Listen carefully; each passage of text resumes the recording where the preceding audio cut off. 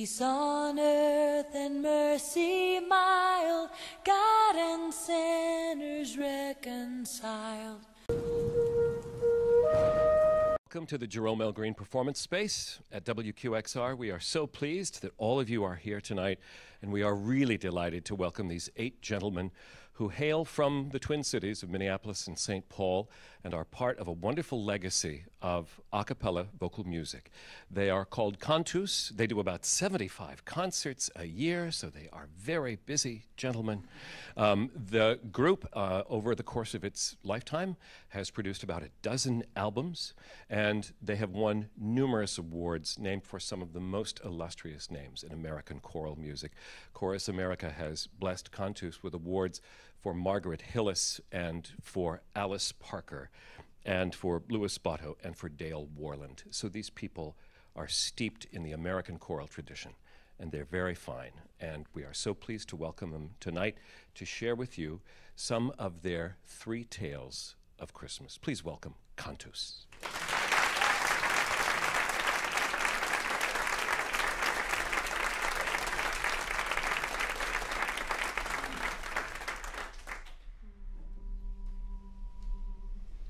God rest ye merry gentlemen, let nothing you dismay, for Jesus Christ our Savior was born on Christmas Day, to save us all from Satan's power when we were gone astray. Oh, tidings of comfort and joy, comfort and joy, oh, tidings of comfort and joy.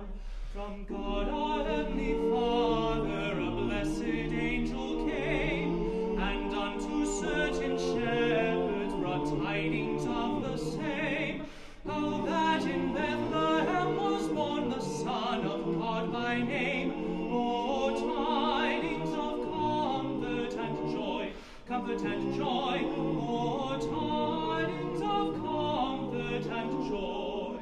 The shepherds at those tidings rejoiced much in mind, and left their flocks of feeding in tempest, storm, and wind, and went to Bethlehem straightway this blessed babe to find.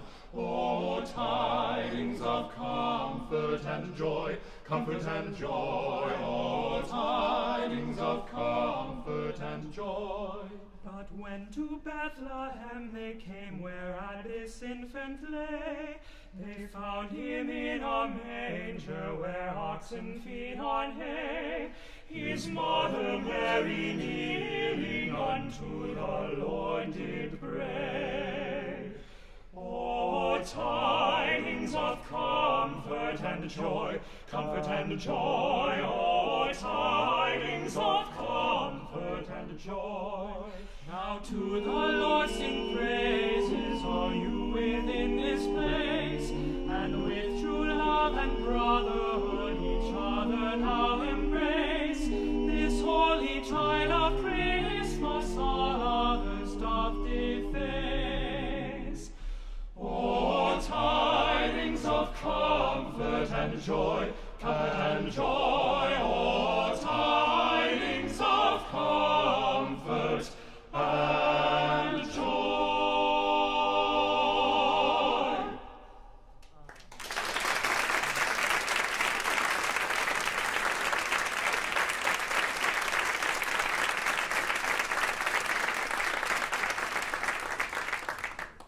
Selections from 3 tales of Christmas, the first of which is Charles Dickens' A Christmas Carol, and the carol that you just heard is the one featured in the opening scene of the book, a little boy singing through Scrooge's keyhole, and he does not take kindly to it. But it is a wonderful carol, and I should add, too, that if you don't know that, and you gentlemen may not know this either, but the original manuscript of A Christmas Carol is held here in New York at the Morgan Library. And there is an exhibition on now that will continue through, I think, the first week of January, focusing on that manuscript, so you can go and see some of it sitting there. And this is the 150th anniversary year of Charles Dickens' 1867 reading tour, when he came to the United States and performed in New York and performed A Christmas Carol. made a lot of money late in his life and strained himself horribly reading A Christmas Carol. And they're also featuring this year some of the other Christmas tales that he wrote. Not as successful as A Christmas Carol, but they're part of the Dickens legacy as well. So we're going to continue now with the second of these three tales of Christmas. Zachary Colby is the tenor before me now, and you are from Indiana? I am, yes, Crown Point. All right, so proud. Any other Indianans here? None? None? It's all right. Odds weren't good. Let's talk a little bit about how Cantus works. You are one of only 2 male professional vocal ensembles in the United States, and you are entirely artist-run, which means you guys supervise all the work that you do. So how do you figure that out? Very carefully. So yeah, as you know, we're a chamber ensemble, and we sort of share the burden of producing, rehearsing, programming, and setting up all kinds of different things. And so we do it through collaboration and lots of talking. But somebody has to make some decisions at some point. So how do you, if it's a particular piece of music, how do you run it? How do you put it together? So every piece has we use what we call the producer system. And so every piece has a producer that we assign, and that person sort of shepherds it through the chamber music process. They do the pre-work of languages, of background research, kind of like a conductor would do, and then they present sort of the bare bones of what we're going to do and get it on its feet. And then once it's kind of smooth sailing with most of the notes and rhythms and all of that good stuff, then we let the chamber music process take hold, and we all put our hands in and kind of shape the clay to what it will be. It's terrific. It's a terrific way of doing it, and the collaboration is a huge part of what you do. The second of the 3 tales of Christmas was written by, I think, the only famous American author who is also a candy bar. Somebody's got it, right? O. Henry is correct. O. Henry is correct. There's no connection between the candy bar and the author except the name. O. Henry was William Sidney Porter. He was born in North Carolina, moved himself to Texas, started writing there, apparently started embezzling from a bank he worked in there. So he had to escape to South America and spent some time in Honduras, and he's the fellow who coined the term Banana Republic when he was down there. Came back, went to jail, got out of jail, published stories while he was in jail. He would send them to a friend who would send them to magazines so they didn't know that the author was in prison. And in 1902, he came to New York because that's where his publishers were. So O. Henry spent about 8 years in New York. In the course of that time, he wrote nearly 400 short stories that were published in a New York newspaper. A few of them are very famous. The Ransom of Red Chief, you may have read. There are a couple of others. Wonderful tale. All these little twist endings that they had. And then there's O. Henry's most famous story, and it's the Christmas story, The Gift of the Magi. And how are we going to share that with everyone? Yeah, so Cantus's model is not only through collaboration, but we also believe that our music making should tell a story and should be narrative. So that's sort of what our artistic principles are based around. So at this time of year, we all like to share those treasured tales. And so you heard a glimpse of the Christmas Carol. And so this will be a telling of O. Henry's Gift of the Magi, and we'll have readings, and there'll be underscore. And we really want to integrate the story in sort of a real way. All right, so here is The Gift of the Magi from Cantus.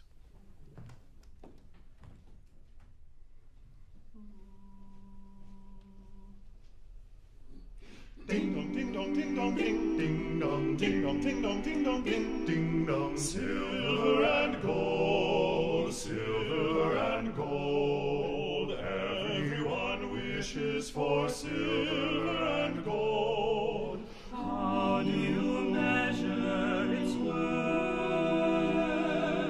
Just by the pleasure it gives here on earth. Silver and gold, silver and gold means so much more when I see silver and gold decorations on every Christmas tree. $1.87. That was all. And 60 cents of it was in pennies. Pennies saved 1 and 2 at a time by bulldozing the grocer and the vegetable man and the butcher until one's cheeks burned with the silent imputation of parsimony that such close dealing implied. 3 times Della counted it. $1.87. And the next day would be Christmas. Silver and gold, means so much more when I see silver and gold decorations on every Christmas tree. Silver and gold, wise men brought gifts to the manger, I'm told. Mary was humbled to see shepherds and kings here on bended knee. Silver and gold, filling the world with their light. Silver and gold, how they shimmer on every Christmas night. There was clearly nothing to do but flop down on the shabby little couch and howl. So Della did it, which instigates the moral reflection that life is made up of sobs, sniffles, and smiles, with sniffles predominating. Della finished her cry and attended to her cheeks with the powder rag. She stood by the window and looked out dully at a gray cat walking a gray fence in a gray backyard. Tomorrow would be Christmas Day, and she had only $1.87 with which to buy Jim a present. She had been saving every penny she could for months with this result. $20 a week doesn't go far. Expenses had been greater than she had calculated. They always are. $1.87 to buy a present for Jim, her Jim.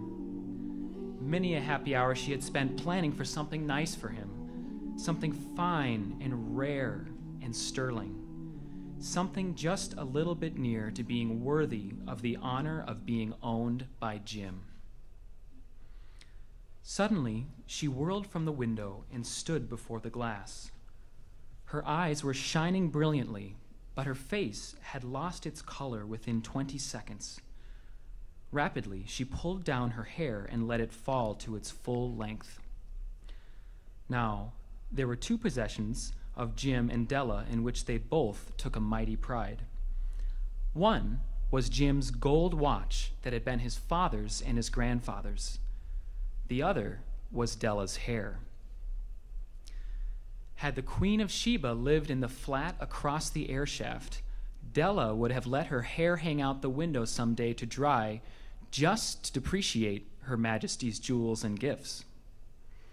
Had King Solomon been the janitor, with all his treasures piled up in the basement, Jim would have pulled out his watch every time he passed, just to see him pluck at his beard from envy.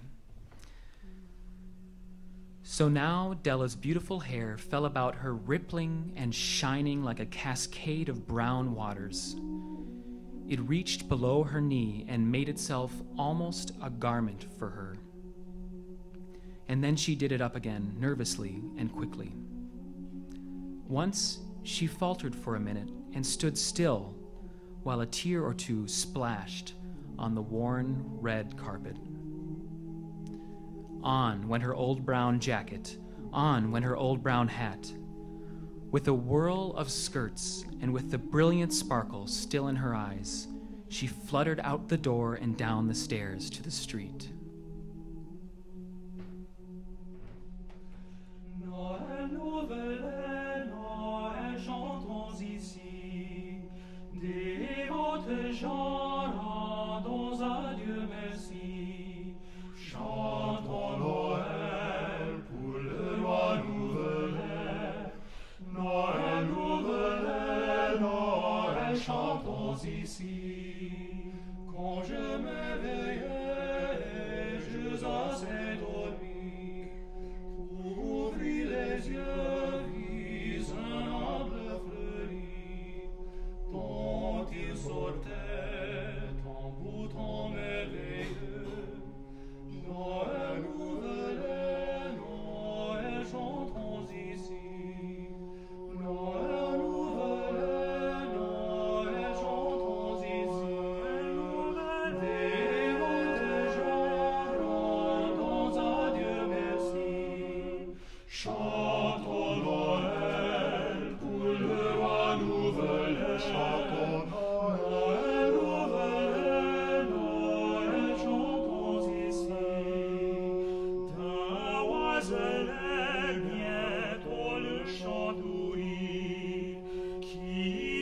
master dise parte disi, ometem truverem aiele, noe nuvele, noe chantos ici, noe nuvele, noe chantos ici.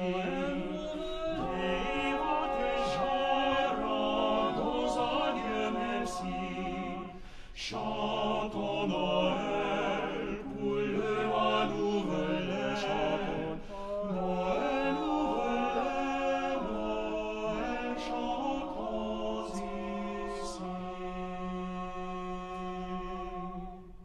Where she stopped, the sign read, Madame Sophronie, hair goods of all kinds. One flight up Della ran and collected herself, panting. Madam, large, too white, chilly, hardly looked the Sophronie. Will you buy my hair? Asked Della. Down rippled the brown cascade. $20, said Madam, lifting the mass with a practiced hand. Oh, and the next 2 hours tripped by on rosy wings. She was ransacking the stores for Jim's present. She found it at last. It surely had been made for Jim and no one else. There was no other like it in any of the stores, and she had turned all of them inside out. It was a platinum fob chain, simple and chaste in design, properly proclaiming its value by substance alone, and not by meretricious ornamentation, as all good things should do.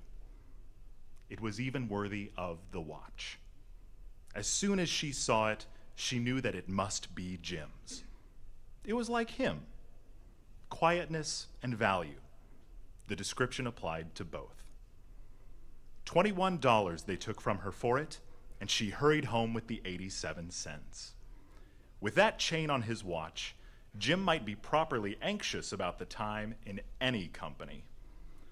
Grand as the watch was, he sometimes looked at it on the sly on account of the old leather strap that he used in place of a chain. When Della reached home, her intoxication gave way a little to prudence and reason. She got out her curling irons and lighted the gas and went to work repairing the ravages made by generosity added to love, which is always a tremendous task, dear friends, a mammoth task.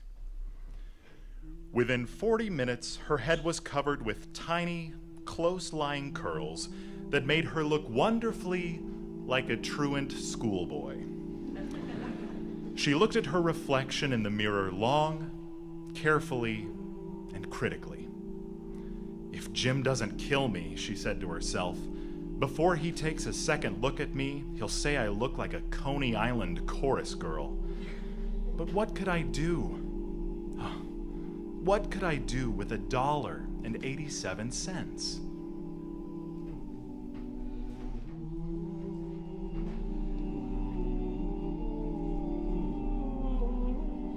In the bleak midwinter, frosty wind made moan, earth stood hard as iron, water like a stone. Snow had fallen, snow on snow, snow on snow. In a bleak midwinter, long ago.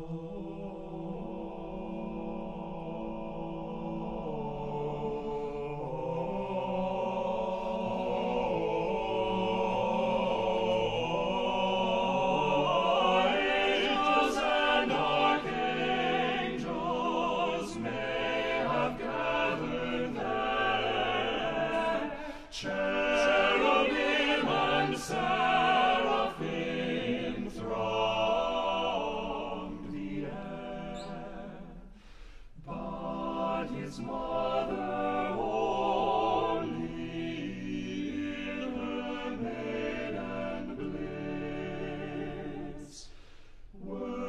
worshipped the beloved with a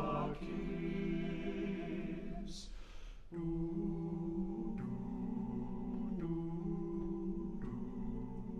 What shall I give him, poor as I am? If I were a shepherd,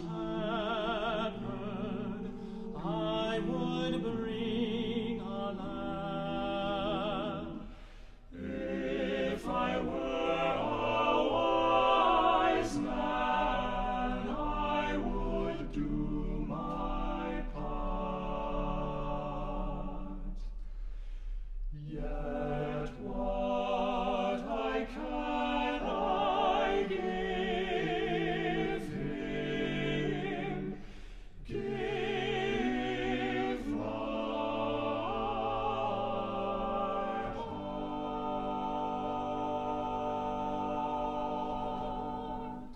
At 7 o'clock, the coffee was made and the frying pan was on the back of the stove, hot and ready to cook the chops. Suddenly, she heard his step on the stair, away down on the first step, and she turned white for just a moment. She whispered, "Please, God, make him think I am still pretty." The door opened and Jim stepped in and closed it. He looked thin and very serious. He needed a new overcoat, and he was without gloves. Jim stopped inside the door, as immovable as a setter at the scent of a quail. His eyes were fixed upon Della, and there was an expression in them that she could not read, and it terrified her. It was not anger, nor surprise, nor disapproval, nor horror, nor any of the sentiments that she had been prepared for. He simply stared at her fixedly, with that peculiar expression on his face. "Jim, darling," she cried, "don't look at me that way. I had my hair cut off and sold because I couldn't have lived through Christmas without giving you a present. It'll grow out again. You won't mind, will you? I just had to do it. My hair grows awfully fast. Say Merry Christmas, Jim, and let's be happy. You don't know what a beautiful, nice gift I've got for you." "You've cut off your hair?" "Cut it off and sold it," said Della. "Don't you like me just as well anyhow? I'm me without my hair, ain't I?" "You say your hair is gone?" "You needn't look for it," said Della. "It's sold, I tell you, sold and gone too. It's Christmas Eve, boy. Be good to me, for it went for you. Maybe the hairs of my head were numbered, but nobody could ever count my love for you, Jim. Shall I put the chops on?" Out of his trance, Jim seemed quickly to wake. He enfolded his Della. Jim drew a package from his overcoat pocket and threw it upon the table. "Don't make any mistake about me, Dell. I don't think there's anything in the way of a haircut or a shave or a shampoo that could make me like my girl any less. But if you'll unwrap that package, you may see why you had me going a while at first." White fingers and nimble tore at the string and paper, and then an ecstatic scream of joy, and then, alas, a quick change to tears. For there lay the combs, the set of combs side and back that Della had worshipped long in a Broadway window. Beautiful combs, pure tortoise shell with jeweled rims, just the shade to wear in the beautiful vanished hair. They were expensive combs, she knew, and her heart had simply craved and yearned over them without the least hope of possession. And now they were hers. But the tresses that should have adorned the coveted adornments were gone.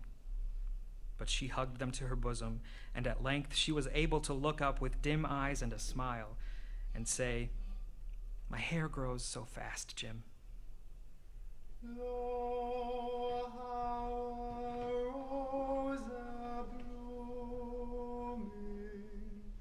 from tender stem hath sprung, of Jesse's lineage coming, as men of old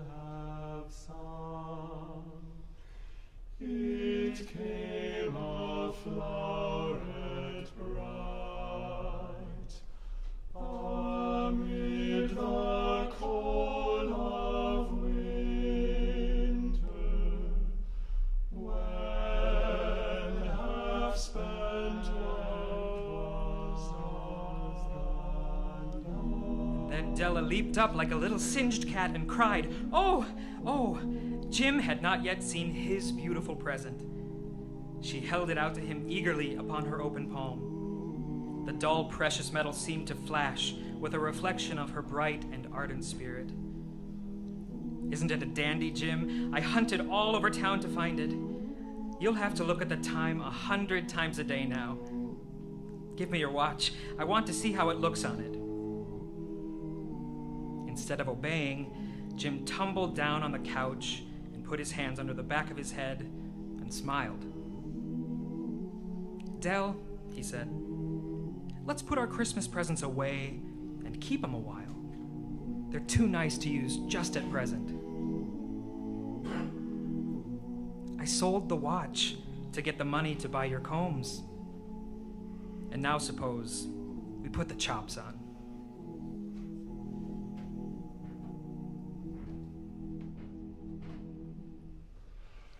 Oh, flower whose fragrance tender with sweetness fills the air, dispel with glorious splendor the darkness everywhere. True man, yet very God, from sin and death now save us, and share our every load. The Magi, as you know, were wise men, wonderfully wise men, who brought gifts to the babe in the manger. They invented the art of giving Christmas presents. Being wise, their gifts were no doubt wise ones, possibly bearing the privilege of exchange in case of duplication. And here I have lamely related to you the uneventful chronicle of two foolish children who most unwisely sacrificed for each other the greatest treasures of their house. But in a last word to the wise of these days, let it be said that of all who give gifts, these two were the wisest. O all who give and receive gifts such as they are wisest. Everywhere they are wisest. They are the Magi. Who knocks tonight's door legs? So weary porter said. 3 kings stood at the gate, each with a crown on head. The serving man bowed down. It was bowed down. Said he, "In all this town is no fit place for you."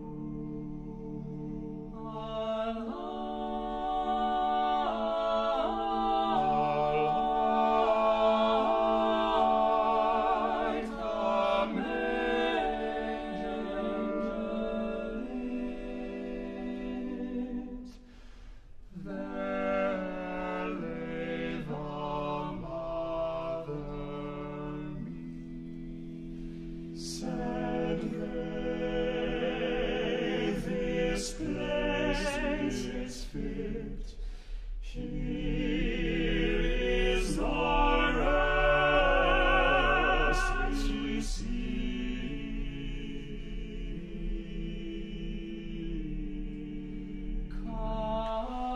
They loosed their strings, so stood they unshod.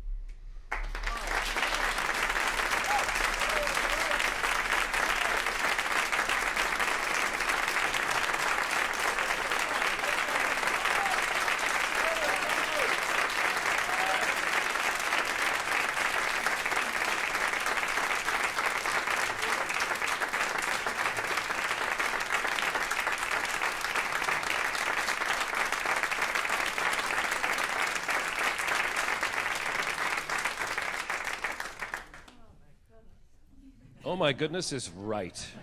It's exactly right. Yeah, really, it's a touching tale, isn't it? Isn't it? So here's to that poor, embezzling, law-breaking, running, fabulous wordsmith O. Henry. And to a couple of the fellows in Cantus, Jacob Christopher and Michael McGlynn. Raise your hands, raise your hands. Okay, all right. Michael's a former member. Did some of the arrangements for this. So which one did you arrange? In the Bleak Midwinter. Yeah. So the musicianship is deep. All right. So Charles Dickens is A Christmas Carol, and O. Henry is The Gift of the Magi, and our third tale of Christmas also has a wonderful New York connection because the fellow who wrote it was born here in 1779. And his dad was a big deal in the Episcopal Church, now the Episcopal Church in the United States of America, not of England. And the fellow's mother had a wonderful, wealthy family. So this fellow, the fellow who wrote our third tale, was born in the country far north of New York City in an estate called the Chelsea Estate. And it was just a little bit north of Houston Street. But in the latter part of the 1700s, that was out in the country. It was clear out. So it was a beautiful country estate, and this fellow inherited that and sold it off bit by bit through the course of his lifetime and became a very wealthy man. He was also a teacher at General Theological Seminary, with which he was associated for many years, and also of Columbia College, later Columbia University. And in 1823, I think, in an upstate paper, a poem was printed that told a tale of a visit from St. Nicholas. And then another decade or so went by, and this fellow claimed authorship of the poem. So Clement Clark Moore wrote The Visit from St. Nicholas, and that's the third of our Christmas tales. Chris Foss is here, and it was your fascination with this tale or your assignment to put this to music? It's a daunting task, it seems to me. You must have loved the story. It was somewhere in between those two things, actually. But I grew up reading this with my family, and I think we even studied it in school. So it's just an instant classic poem that I think is very well known. Cantus is, am I right? It's a double quartet, tenor, tenor, baritone, bass, 2 times. Is that right? That's exactly right. So we have 4 tenors that sort of share the tenor 1, tenor 2 duties between them, and then our baritones and basses sort of mostly stick to their own, I think. Yeah. Baritones can't be trusted. They wander around a great deal. So did you write this for this group, or did you write it for a larger audience over time? Other groups might take it up. What were you thinking when you put it together? Oh, it was definitely written for this show. I suppose time will tell if anyone else thinks it's good enough to do. So we'll see. I don't know. All right. So A Visit from St. Nicholas, with the music written by Chris Foss and the performance by Cantus.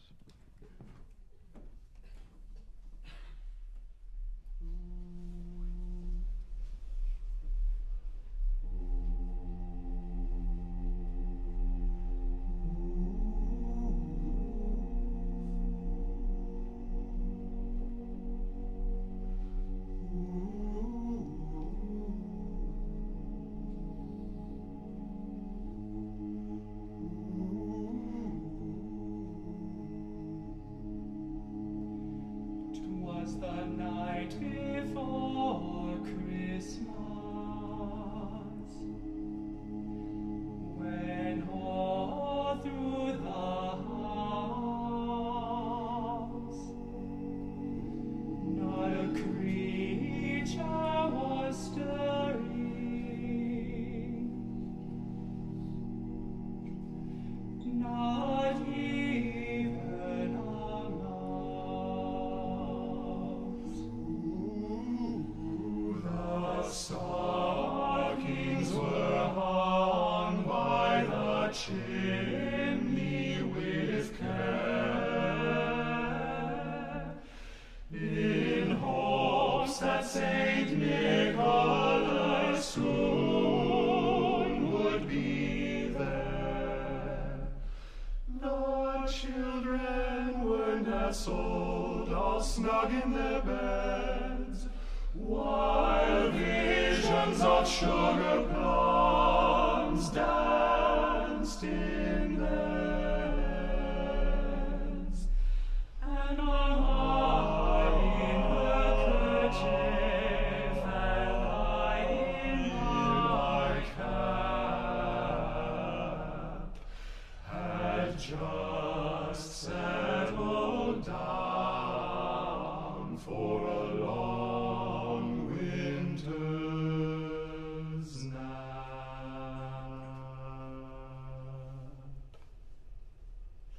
When out on the lawn, there arose such a clatter, I sprang from my bed to see what was the matter. Away to the window I flew like a flash, tore open the shutters, and threw off the sash.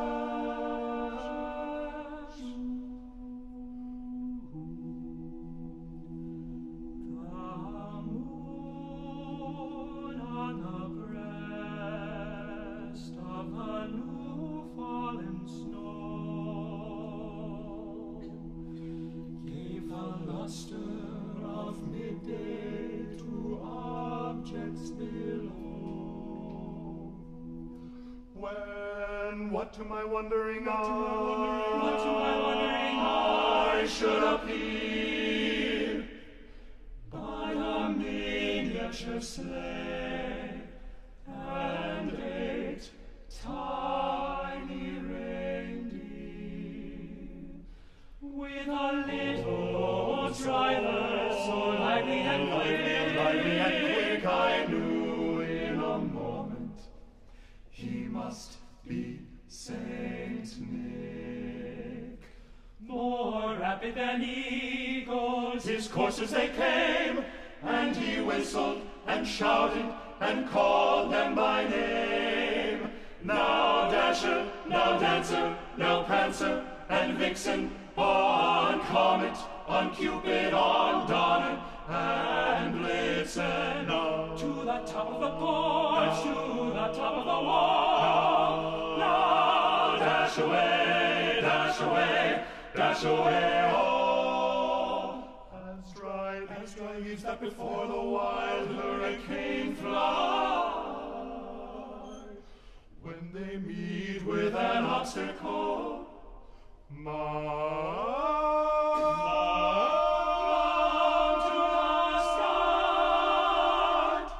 so up to the housetop the coursers they flew, with a sleigh full of toys, and Saint Nicholas too.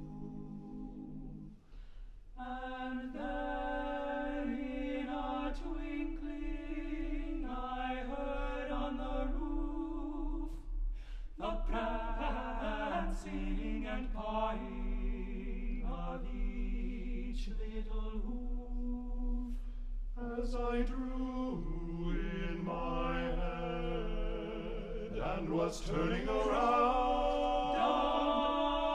Down the chimney Saint Nicholas came with a bound.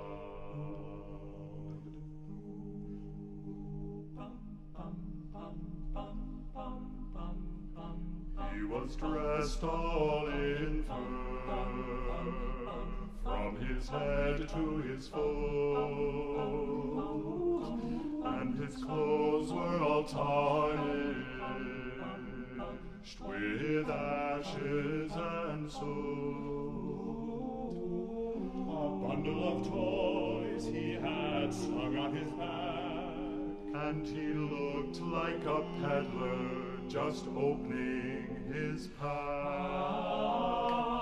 His eyes, how they twinkled, his dimples so merry, his cheeks were like roses, his nose like a cherry.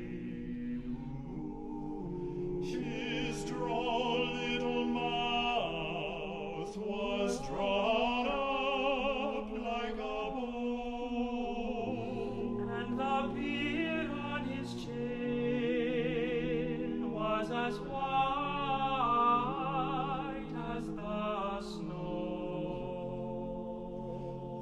stump of a pipe he held tight in his teeth, and the smoke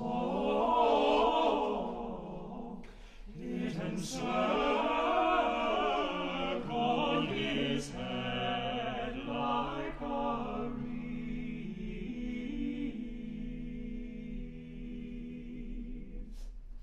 He had a broad face and a little round belly, and it shook when he laughed like a bowl full of jelly.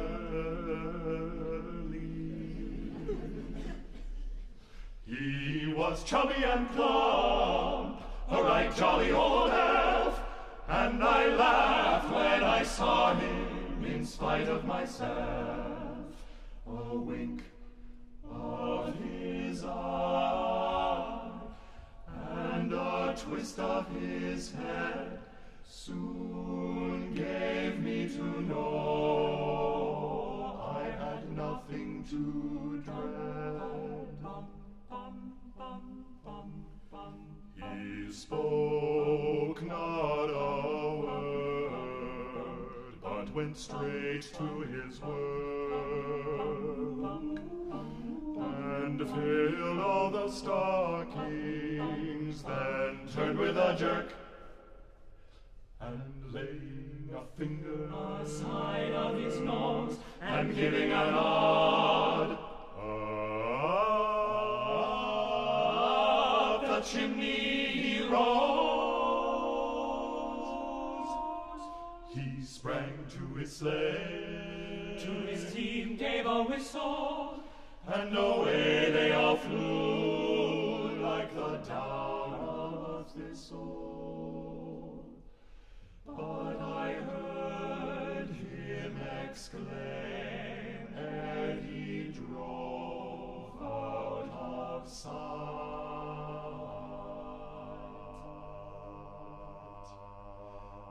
Happy Christmas to all. Happy Christmas to all. Happy Christmas to all. And to all. And to all a good happy Christmas, happy Christmas to all. And to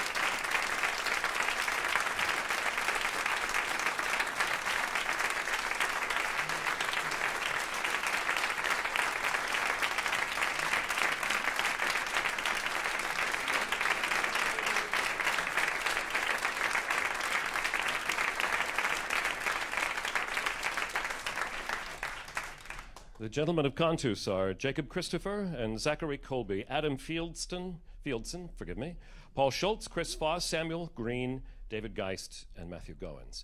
And we should acknowledge, of course, Charles Dickens, and O. Henry, and Clement Clark Moore for providing the three tales of Christmas that these men have shared with you tonight. Also, the gentlemen of Cantus would like to acknowledge for the festive attire in which they are clad this evening one of our nation's finest commercial airlines for their support. So they are grateful for that, and we won't mention any names, but I know the employees of that organization are united in their efforts to restore the outfits that these men were meaning to wear. Well, they're in the middle of a 2-week tour, and things happen. So we thank them. Minnesota chic indeed. Minnesota chic indeed. Christmas comes to us in words and music more than in any other way, and we need it so much this year. And so we are really grateful that you have spent your only New York stop here at WQXR in the green space. Thank you, gentlemen, so much.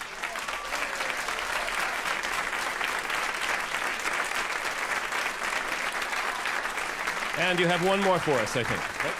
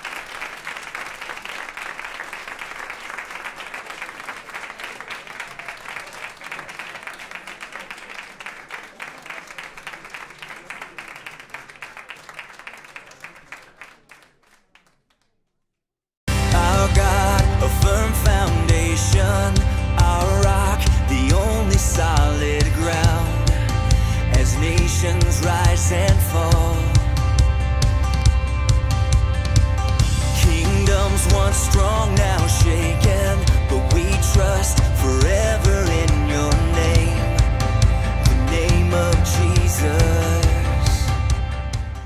Hark the herald angels sing, glory to the newborn King. peace on earth